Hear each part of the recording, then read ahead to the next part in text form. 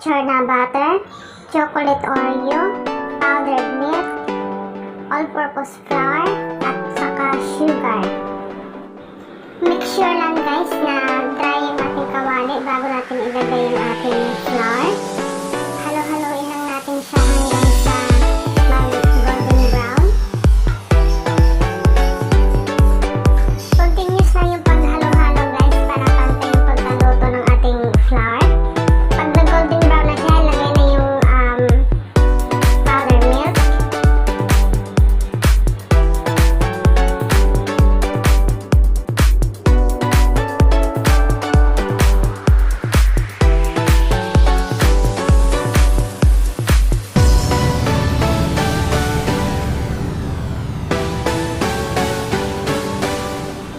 Nilagay ko na yung aking sugar dahil na-mix na yung flour at saka yung aking powdered milk.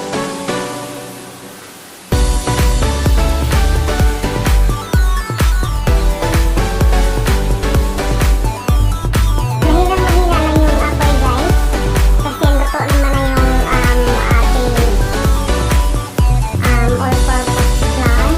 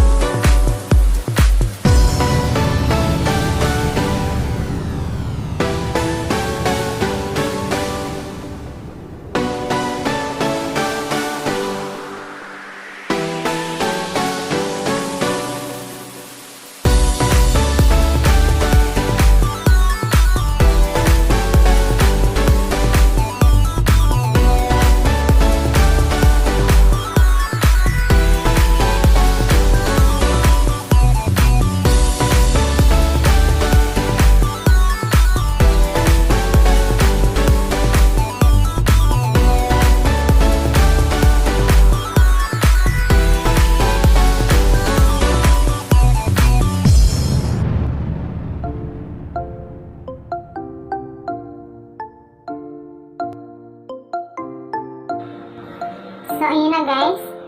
Medyo okay na siya. Nahalo na yung butter doon sa iba pang ingredients. Dahil hindi ko pinatay yung apoy, kaya ayan, nagme-melt siya. Kaya wala siyang gaanong buong-buo.